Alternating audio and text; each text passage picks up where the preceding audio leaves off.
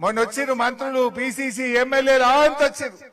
అది ఒక కార్మికుల మీటింగ్ లెక్క జరిగిందా, సినిమా ప్రీ రిలీజ్ షో లెక్క జరిగింది. అది అంతేనా లేదా? మనం పనిచేసేటోళ్ళం, చేసి చూపినాం, రేపు చేసేటోళ్ళం. అవసరమైతే పోరాడతాం, దేనికైనా ఏ పోరాటానికైనా మేము అండగా ఉంటాం, కార్మికులకు న్యాయం జరిగే విధంగా చూసుకుంటాం. అరే ఇవాళ ఎంత పెరిగింది? 3 కార్పొరేషన్లు చేసిండ్రు, హెచ్ఎండబ్ల్యూఎస్ మాత్రం ఒకటే. మరి వర్కర్లు పెరిగిందా, ఉద్యోగులు పెరిగిందా? పని భారం పెరిగింది, ఏరియా పెరిగింది, కానీ వర్కర్లు పెరగలే. కనీసం అవుట్ సోర్సింగ్ లను తీసుకుంటున్నారా అంటే అవుట్ సోర్సింగ్ లో కూడా తీసుకున్న పరిస్థితి లేదు. ఇలా కార్మికుల మీద చాలా ఇబ్బంది జరుగుతా ఉంది. మరి ఇవన్నీ పరిష్కారం కావాలంటే ఒక పోరాటం చేసి ఒక ప్రశ్నించే గొంతు కావాలి.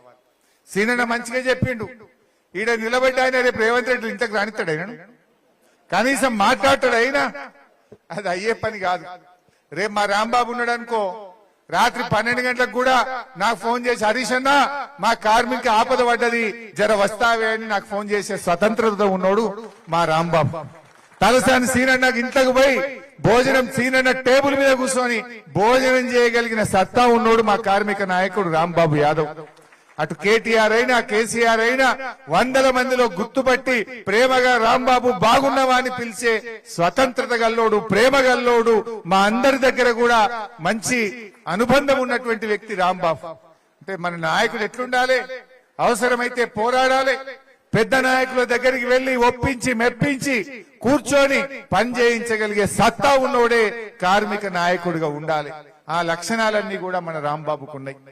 అందుకే మీరు ఈ ఎన్నికల్లో దయచేసి, సరే రాత్రి తెలుస్తుంది బాణమా ఇంకేమన్నా మారుతుందా, ఏది మారినా మనమే కార్మికులం.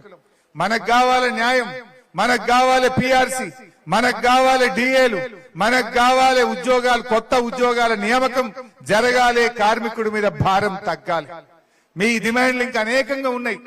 గతంలో చేసి చూపినాం, రేపు కూడా తప్పక చేసి చూపిస్తాం. ఇవాళ ఒకటి మాత్రం క్లియర్, అందరు ఏమంటున్నారు? ఆడబోయినా కాంగ్రెస్ పోవాలి, కేసీఆర్ రావాలి అంటున్నా లేదా? అది బరాబర్ ఖాయమైపోయింది. ఇలా రోజులు లెక్క పెట్టుకుంటే ఇంకా కొత్తగా వచ్చేదేం లేదు.